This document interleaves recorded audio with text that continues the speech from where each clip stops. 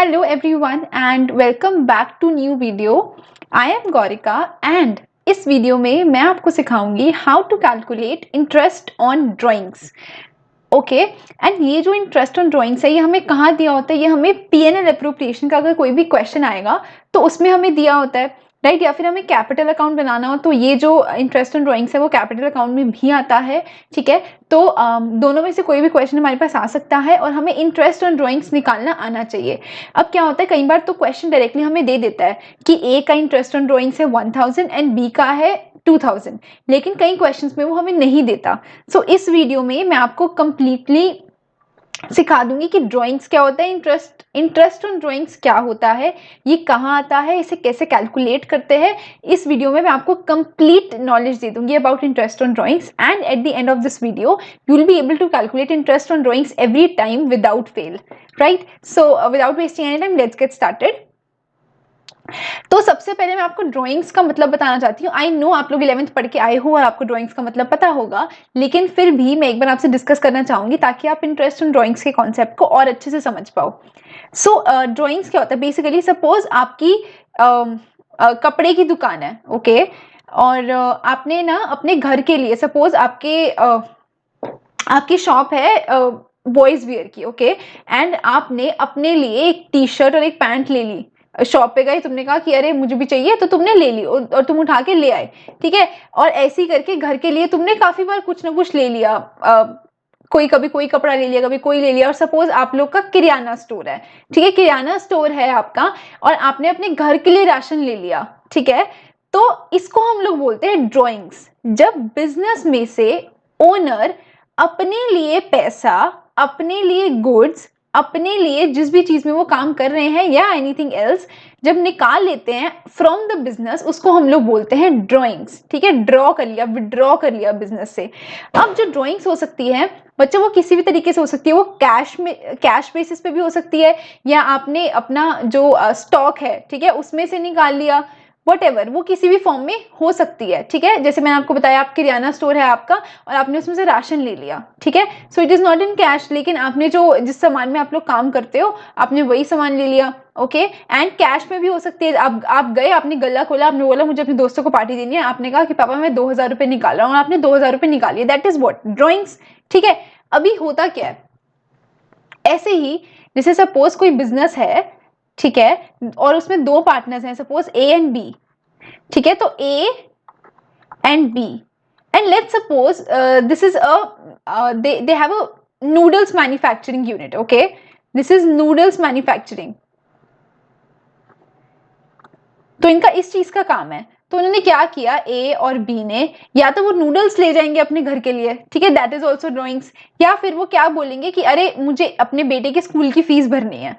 ठीक है, बी ने बोला अरे मेरी वाइफ को पैसे चाहिए, मतलब कुछ भी. उन्होंने जब अपने घर के लिए, अपने पर्सनल यूज के लिए, ड्राइंग्स के लिए हम लोग एक वर्ड यूज करते हैं personal use. Okay, this has nothing to do with the business. Business ने ठेका नहीं लिया है कि वो ए के बच्चे की ट्यूशन की फीस भरेगा. ओके, लेकिन ए वो अपने पर्सनल जो भी है सैलरी या फिर अपने पैसों में से दे सकता है, लेकिन बिजनेस के पैसे से वो नहीं निकाल सकता. लेकिन अगर निकालेगा, ड्राइंग्स करेगा, तो फिर एक तरीके से माना जाएगा कि उसने बिजनेस से उधार लिए हैं वो पैसे और उस पर उसको इंटरेस्ट देना पड़ेगा. ठीक है, जैसे आप सपोज अपने किसी रिलेटिव से पैसे लेते हो, तो हाँ आपने घर से लिए है पैसे, लेकिन अगर वो बोलते कि यार मतलब मार्केट में 2% ब्याज है, आप हमें 1% दे देना महीने का.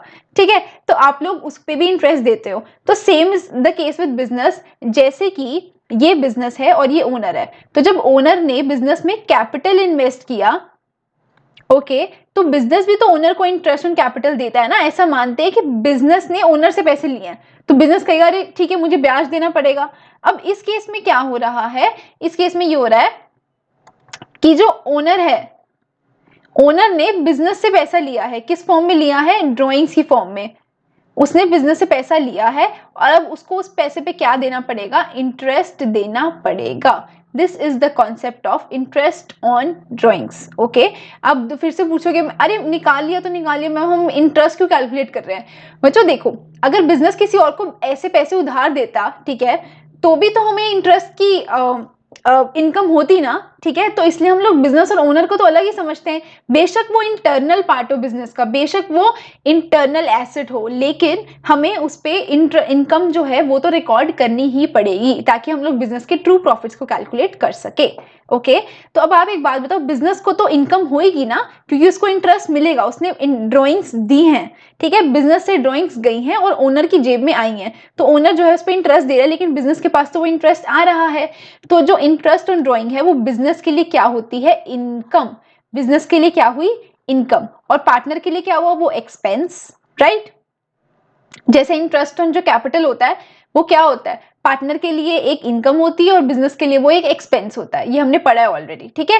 वैसे ही इंटरेस्ट ऑन ड्रॉइंग्स क्या है? इंटरेस्ट ऑन ड्रॉइंग्स पार्टनर्स के लिए एक एक्सपेंस है और बिजनेस के लिए वो इनकम है, उन्होंने उसमें से पैसे दिए और जो पार्टनर है उस पर इंटरेस्ट पे कर रहा है, क्योंकि उसने अपने पर्सनल यूज के लिए ड्रॉइंग्स की हैं, उसने अपने पर्सनल यूज के लिए ड्रॉइंग्स की हैं, राइट।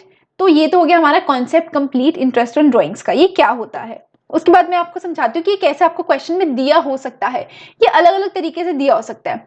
अभी देखो, जैसे सपोज आप हो, ठीक है, आप गए अपनी दुकान से, आप साल में एक ही बार आपने सीधा 60,000 रुपए निकाल लिए एक साथ, ठीक है, पर्सनल यूज के लिए निकालिए, ड्रॉइंग्स कर लिया आपने, लेकिन आपने कैसे निकाले? 60,000 एक साथ, इसको हम लोग बोलते हैं लमसम, मतलब एक साथ मैंने पैसे निकाल लिए, ठीक है। दूसरा तरीका क्या होता है? दूसरा तरीका ये हो सकता है कि आपने कहा यार पापा मुझे आप 1,000 रुपए हर महीने दे दिया करो, आप जाते हो दुकान के गले में से 1,000 रुपए हर महीने निकाल लेते हो, ठीक है, उसको हम लोग बोलते हैं रेगुलर ड्रॉइंग्स, ठीक है। अब एवरी मंथ गए, फर्स्ट को, एवरी मंथ की फर्स्ट को आप जाते हो और 1,000 रुपए है निकालते हो। ऐसे ही, या फिर ए और बी जो है वो अपने बच्चों की फीस भरते हैं, कुछ भी भरते हैं, तो वो रेगुलरली, मतलब एवरी मंथ या every 2 months, every 6 months, every 3 months वो पैसे निकालते हैं, ठीक है, इसको हम लोग बोलते हैं रेगुलर ड्रॉइंग्स, ठीक है। रेगुलर ड्रॉइंग्स का मतलब ये है कि आप लोग इक्वल अमाउंट निकाल रहे हो, मतलब हर महीने में सेम ही अमाउंट निकाल रही हूँ, या हर 6 महीने में मैं सेम ही अमाउंट निकाल रही हूँ, तो उसको हम लोग बोलते हैं equal amount and equal gap, equal time gap. Equal time gap का मतलब क्या है कि हर महीने निकाल रही हूँ, मतलब हर 30 दिन बाद या हर 31 डेज बाद, हर महीने बाद, हर 6 महीने बाद, ठीक है। तो देखो वो कुछ इस तरीके से दिखता है,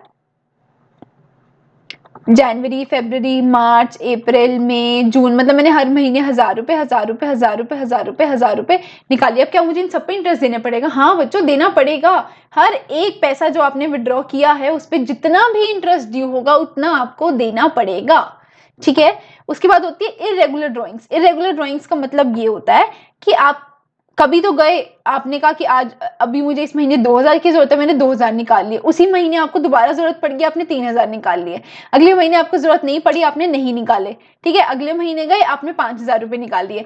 मतलब इसमें ना तो अमाउंट सेम है और ना ही जो टाइम गैप है वो सेम है, मतलब इसमें से दोनों में से कोई भी चीज सेम नहीं है, इसको हम लोग बोलते हैं इरेगुलर ड्रॉइंग्स, ठीक है। अब ये आपको तीनों में से कोई भी केस दिया हो सकता है क्वेश्चन में, ठीक है। या तो वो कहेगा कि जो ए है वो 1,000 रुपए हर महीने निकालता है महीने की शुरुआत में, ठीक है, तो उस पर इंटरेस्ट निकाल के दे दो। या फिर वो बोलेगा कि ए ने जुलाई में 2,000 निकाले थे, फिर सितंबर में जाके 3,000 निकाले, फिर दिसंबर में 5,000 निकाले, तो इंटरेस्ट निकाल दो। या फिर वो बोलेगा ए ने पूरे साल में इकट्ठे 60,000 रुपए निकाले, तो आप इस पे इंटरेस्ट कैलकुलेट कर दो। अब मैं आपको टर्न बाय टर्न तीनों का इंटरेस्ट जो है कैलकुलेट करना बता रही हूं, ठीक है। तो सबसे पहले मैं आपको जो केस समझाऊंगी वो है हमारा इरेगुलर ड्रॉइंग्स। इरेगुलर ड्रॉइंग्स का मतलब क्या है? अलग अलग अमाउंट निकाला एंड अलग अलग टाइम गैप पे, ओके। इसको कैसे हम लोग कैलकुलेट करते हैं? बहुत ही सिंपल है यार।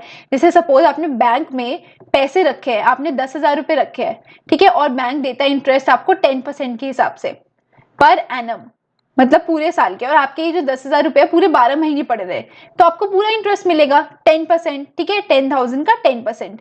लेकिन आपने जो 10,000 है वो 6 मंथ्स के लिए रखे बैंक में ओनली, तो बैंक कहेगा देखो 10% जो है वो पर एनम है, मतलब 12 महीने का, लेकिन आपने कितना टाइम रखे? आपने रखे 6 महीने, तो हम आपको कितना देंगे इंटरेस्ट? 10,000 इंटू 10% इंटू 6/12, हम आपको इंटरेस्ट भी देंगे 6 महीने का, कि आपने पैसे 6 महीने रखे हैं, right.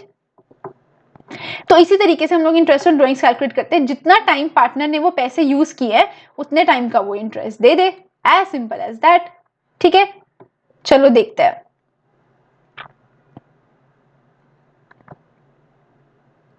Okay, so A is a partner in a firm. He withdrew the following amounts for the year ended 31st March 2020. मतलब पूरे साल में उसने following amounts निकाले। कैलकुलेट इंटरेस्ट ऑन ड्रॉइंग्स जो कि 10% पर एनम। ठीक है, उसे कब कब निकाले बच्चों? उसने 1 जून को निकाले थे 12,000 रुपए। अच्छा एक बात बताओ, जो 1 जून को उसने 12,000 रुपए निकाले, देखो ये हमारा ईयर है 1 अप्रैल से लेके 31 मार्च तक। अब उसने यहाँ कहीं बीच में 1 जून को कितने निकाले हैं? 12,000 रुपए। बच्चों इससे पहले तो नहीं निकाले थे, तो इन महीनों में क्यों देगा इंटरेस्ट? जितने महीने उसने यूज किया है, कितने महीने यूज किया है देख लो, 1 जून से लेके 31 मार्च तक कितने महीने हो रहे हैं? 10 मंथ्स। ठीक है, तो वो कहेगा ठीक है, मतलब मुझे 12,000 पे 10% के हिसाब से 10 महीने का इंटरेस्ट देना है। समझ आया? नेक्स्ट, ये जो 31 जुलाई है, नेक्स्ट उसने 31 जुलाई को निकाले 24,000। तो जो 31 जुलाई को निकाले वो उसने कितना टाइम यूज किए देख लो, 31 जुलाई से लेके 31 मार्च तक। 31 जुलाई से 31 मार्च तक कितने महीने यूज किए? 8 महीने यूज किए। तो वो कितने महीने का इंटरेस्ट देगा? वो 8 महीने का इंटरेस्ट देगा, राइट। नेक्स्ट, फिर उसने 1 नवंबर को निकाले 36,000 रुपीज। तो वो कितना इंटरेस्ट देगा? नवंबर से लेके 31 मार्च तक निकालो, कितने महीने हो गए? 5। तो 5 महीने का इंटरेस्ट देगा। और मैं इन सारे इंटरेस्ट को, और ये नेक्स्ट 1 फेब का भी दिया हुआ है, 2 महीने यूज किए 12,000, उसका इंटरेस्ट दे देगा। ठीक है, इन सारे इंटरेस्ट को जो मैं प्लस कर दूंगी, जिसने अलग अलग अमाउंट के निकाले हैं, ठीक है, वो आ जाएगा हमारा इंटरेस्ट ऑन ड्रॉइंग्स। अगर मैं आपसे पूछूं टोटल ड्रॉइंग्स कितनी थी बच्चों उसकी, उसने पूरे साल में टोटल कितना पैसा निकाला, आप बोलोगे मैम ये दिया तो हुआ, इसको ऐड कर दो। पहले उसने 12 निकाले थे, 24, फिर 36 निकाले, फिर 12,000 और निकाल लिए, इनका टोटल कर दो तो इसकी टोटल ड्रॉइंग्स आ जाएंगे। टोटल उसने बिजनेस में से इतना पैसा निकाला। तो मैम हम ऐसे नहीं कर सकते, उसने टोटल इतना पैसा निकाला, ठीक है, और सपोज ये 60,000 रुपीज बन रहे हैं, तो 60,000 रुपीज मैम उसने निकाले पूरे साल में, तो हम सीधा उस पर 10% नहीं दे सकते? नहीं बच्चों, आप ऐसा नहीं कर सकते, इससे तो नुकसान होगा ना। देखो, जब उसने 60,000 पूरा साल यूज ही नहीं किए, तो वो 60,000 पे क्यों 10% दे देगा? उसने जो अमाउंट जितना टाइम यूज किया उतने ही तो देगा। इसका मतलब तो यही है कि उसने सपोज 60,000 1 मार्च को निकाले होते, किया उसने 1 महीना यूज, 1 महीना यूज किया ना, और वो क्या ब्याज पूरे साल का देगा? बच्चा ऐसे नहीं होता, जितना टाइम जो अमाउंट यूज किया उतने टाइम का इंटरेस्ट हमें देना है, राइट। ओके, तो देखो वही किया मैंने। सबसे पहले मैंने क्या किया, डेट लिख ली यहाँ पे, फिर अमाउंट की उसने कितना अमाउंट निकाला था, फिर मंथ्स यूज्ड। मंथ्स यूज मैंने कैसे निकाले, जो डेट हमें दी हुई है यहाँ से लेके 31 मार्च तक, मतलब साल के एंड तक उसने कितना यूज किया। अच्छा मैम, साल का एंड हो गया लेकिन उसने पैसे वापस नहीं दिए, तो उसके पास तो पैसे पड़े हैं, फिर बाकी का ब्याज बच्चों वो नेक्स्ट ईयर, जिस साल का ब्याज है वो उसी साल आएगा ना। इस साल का मैं अभी दिखा रही हूँ 31 मार्च 2020। ओके, नेक्स्ट ईयर का जो उस पे जो भी इंटरेस्ट एक्री होगा वो मैं नेक्स्ट ईयर दिखाऊंगी, 31 मार्च 2021 उस वाले पीएनएल में मैं दिखाऊंगी। लेकिन जब तक वो पैसे नहीं देता तब तक बिजनेस जो है उससे इंटरेस्ट ऑन ड्रॉइंग्स लेता रहेगा।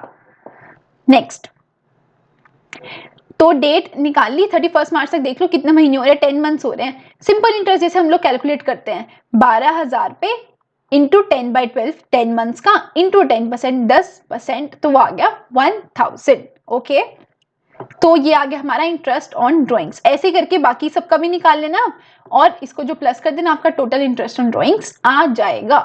मैम हम इसमें तो बार बार एक ही कैलकुलेशन कर रहे हैं, क्या कैलकुलेशन कर रहे हो? मैम देखो, हर एक स्टेज पे हम लोग फिर से 10%, 10%, 10% कर रहे हैं। इसका कोई शॉर्टकट नहीं है कि हम एक ही बार 10% करें और ये सारी अमाउंट हमें पता चल जाए कि हमने एवरेज कितने मंथ्स यूज की। हाँ बच्चों है, इसका एक शॉर्टकट है, इसका शॉर्टकट है प्रोडक्ट मेथड। इस मेथड को हम बोलते हैं सिंपल, क्योंकि इसमें तो हमने कुछ उखाड़ा ही नहीं ना। बिल्कुल सिंपल तरीके से जैसे हम लोग इंटरेस्ट कैलकुलेट करते हैं, बिल्कुल सिंपल तरीके से हमने इंटरेस्ट ऑन ड्रॉइंग्स कैलकुलेट कर दिया, जैसे हमने हमेशा सीखा इंटरेस्ट कैलकुलेट करना। अब सेम एग्जाम्पल है और हमारे पास प्रोडक्ट मेथड है। प्रोडक्ट मेथड में हम लोग क्या करते हैं ना कि देखो, अमाउंट लिख दिया, मंथ्स यूज लिख दिया, इनको हम लोग कर देते हैं मल्टीप्लाई। क्या कर देते हैं? मल्टीप्लाई। ठीक है, तो हमने मल्टीप्लाई कर दिया इनको। ठीक है, तो बिल्कुल सेम टेबल जो मैंने ऊपर तक बनाया था यहाँ तक बिल्कुल सेम है, मंथ्स यूज्ड। तो मैंने क्या किया, 12,000 इंटू 10, फिर 24,000 इंटू 8, ये सब करके मैंने क्या कर दिया, इकट्ठे जो अमाउंट थी इसको ऐड कर लिया, टोटल ऑफ प्रोडक्ट कर दिया, उसको इकट्ठे 12 से डिवाइड मैंने कर दिया, ठीक है, उसके बाद 10% लगा दिया, तो आंसर आपका बिल्कुल सेम आएगा, ठीक है। ये किया क्या, जैसे आपने कॉमन लेने वाला मेथड किया ना, देखो जैसे मैं पिछले वाले में क्या कर रही थी, तो मैंने बस उसका कॉमन ले लिया। देखो मैंने पिछले वाले में क्या किया था, suppose 12,000 into 10/12 into 10/100, okay, plus 24,000 into 8/12 into 10/100, ठीक है। तो आप कॉमन ले लो, कॉमन क्या आएगा, 1/12 कॉमन आ जाएगा, इंटू 10/100 कॉमन आ जाएगा, तो अंदर क्या बचेगा, 12,000 इंटू 10 प्लस 24,000 इंटू 8, यही कॉमन बचा अंदर। तो मैंने यही जो प्रोडक्ट्स है, देखो नंबर जो भी अमाउंट है इनटू मंथ्स जो है, मंथ्स यूज्ड, वो मैंने यहाँ पे निकाल लिया, ठीक है। इनका टोटल मैंने निकाल लिया, कितना आ गया मेरे पास, इनका टोटल 5,16,000, और इसको मैंने 1/12 से डिवाइड करके इंटू 10% कर दिया, और ये मेरा आ गया product method. Clear, I hope it is clear. Next हमारा सिंपल मेथड हो गया है और हमारा प्रोडक्ट मेथड भी हो चुका है। नेक्स्ट मैं आपको बताऊंगी रेगुलर ड्राइंग्स। अगर हम लोग क्या कर रहे हैं, हर महीने सेम पैसे निकाल रहे हैं, आप हर महीने गए गले से, आप 1,000 रुपए निकाल के आते हो हर महीने की पहली तारीख को, या हर महीने के बीच में, या हर महीने की एंड में आप जाते हो और 1,000 रुपए आप निकाल लेते हो, ठीक है। ऐसा ही हमारा एग्जाम्पल है, देखो क्या कह रहा है, ए withdraws 10,000, sorry, A withdraws 10,000 in the beginning of every month. In the beginning of every month, calculate interest on drawings at the rate 10% per annum. ठीक है, तो अब देखो हमें अमाउंट दी हुई है कि वो कितनी निकालता है, ओहो अमाउंट ये है और मंथ्स यूज्ड ये हैं, ठीक है। तो 1 अप्रैल को, सबसे पहले 1 अप्रैल को निकालेगा वो 10,000 रुपए, फिर उसके बाद 1 मई को निकालेगा 10,000, फिर 1 जून को निकालेगा 10,000, ऐसे करके मैंने मार्च तक लिख लिया, वो 10,000 निकालता ही जाएगा। अब उसने ये जो 1 अप्रैल को निकाले थे बच्चों, वो कितना टाइम यूज किए, कैलकुलेट कर लो, 1 अप्रैल से लेके 31 मार्च तक कितने महीने हो गए, 12 महीने, तो उसने 12 महीने यूज किया, तो मैंने यहाँ पे 12 मंथ्स लिख दिया। उसके बाद जो 1 मई को विड्रॉ किए उसने, वो कितना टाइम यूज किए, मैम वो 11 मंथ्स यूज किए, तो मैंने यहाँ पे 11 लिख दिया। ऐसे करके मैंने यहाँ पे सारे नंबर ऑफ मंथ्स जो है वो लिख दिए, ओके। फिर इनका मैंने प्रोडक्ट कर लिया, प्रोडक्ट करने के बाद क्या करेंगे, टोटल इंटू 1/12 इंटू 10/100, और ये मेरा आंसर आ गया 6,500। मैम ये तो बहुत आसान है, हाँ ये आसान है, लेकिन आपको ये नहीं लग रहा कि ये थोड़ा सा लंबा है। मैम हम तो एक ही अमाउंट को बार बार लगातार यूज कर रहे हैं, ठीक है, और उसी को नंबर ऑफ मंथ से मल्टीप्लाई करके हम आंसर निकाल ले। मैम इसका कोई शॉर्टकट नहीं है, इसका भी शॉर्टकट है। जब भी हमारे पास सेम अमाउंट ऑफ ड्राइंग्स होती है, ओके, एंड जो उसने सेम टाइम गैप में, मतलब हर 30 दिन में निकाल रहा है, हर 2 महीने में निकाल रहा है, हर 1 महीने में निकाल रहा है, same amount and same time, उसके लिए हम एक शॉर्टकट लगाते हैं जो कि होता है एवरेज पीरियड।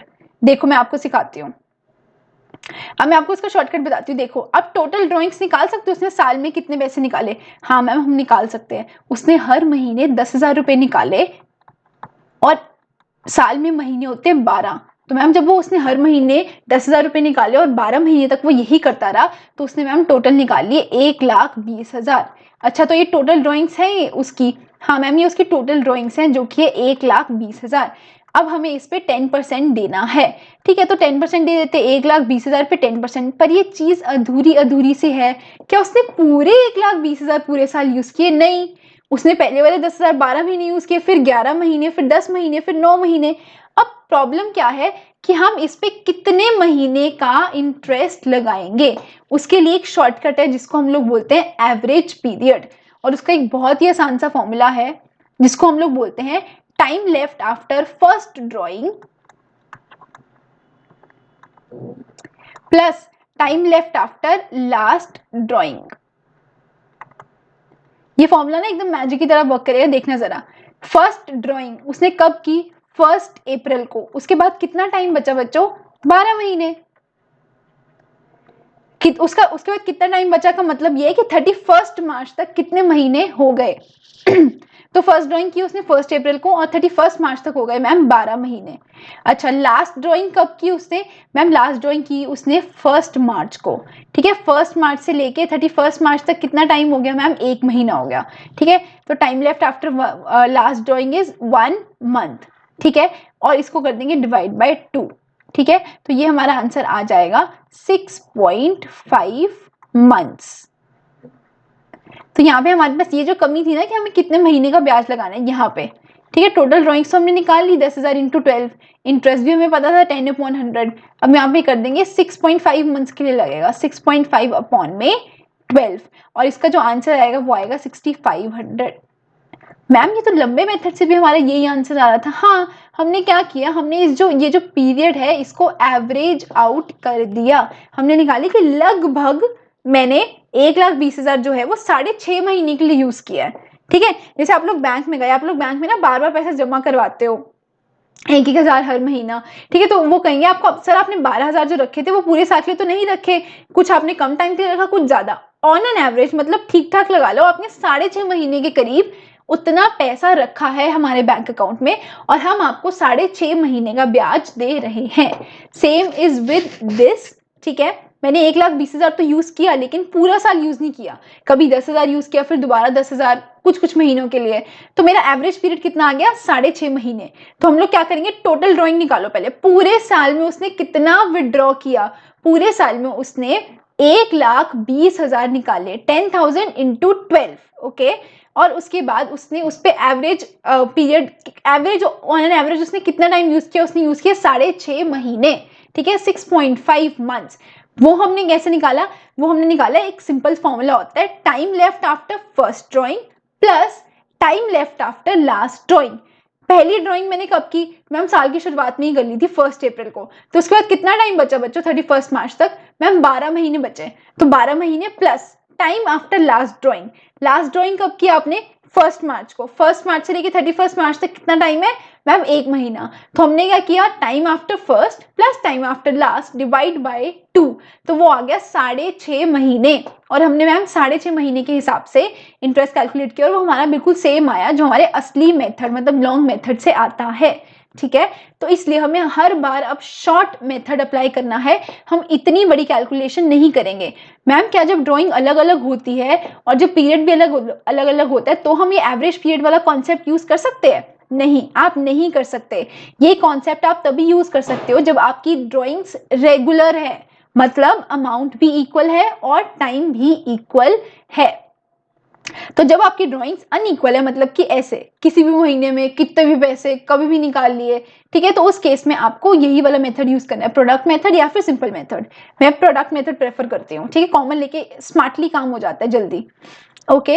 एंड जो दूसरी चीज है वो ये है कि हम रेगुलर ड्राइंग के केस में हम एक एवरेज पीरियड का कॉन्सेप्ट फॉलो करते हैं, ठीक है। ऐसे निकाले, देखो टोटल ड्राइंग्स निकाली मैंने, सबसे पहले टोटल ड्राइंग्स कितनी आ गई 10,000 इंटू 12 मंथ्स वो आ गई, फिर एवरेज पीरियड कितना आ गया, time left after first drawing plus time left after last drawing divide by 2, 12 plus 1 divide by 2 वो आ गया 6.5 मंथ्स।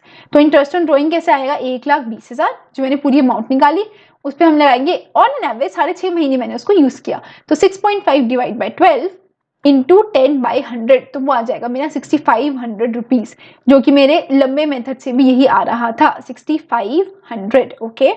तो ये हो गया हमारा इंटरेस्ट ऑन ड्राइंग्स। अब क्योंकि वीडियो थोड़ी सी लंबी हो रही है तो मैं इसका जो सेकंड पार्ट है जिसमें मैं आपको सारा रेगुलर ड्राइंग्स का बताऊंगी, अगर आपने क्वार्टर में लिया है, अगर आपने एवरी 6 मंथ्स निकाले हैं, एवरी 9 मंथ्स निकाले हैं, उसका जो है कैलकुलेशन कैसे करना है, ठीक है, बहुत सिंपल है, एक एक लाइन का है वो सारा, वो मैं नेक्स्ट वीडियो में बना देती हूँ ताकि वीडियो थोड़ी ज्यादा लंबी नहीं हो। इसके पार्ट 2 में मैं वो सारी चीजें कवर कर दूंगी और आपका इंटरेस्ट ऑन ड्राइंग्स वहीं खत्म हो जाएगा। मैंने इसके अलावा आपको लमसम वाला भी बताना है कि उस केस में आपको क्या करना है। सो you can watch the next video for the second part of interest on drawings. Thank you so much, and if you have not subscribed to the channel, please subscribe and share it with your friends. Thank you.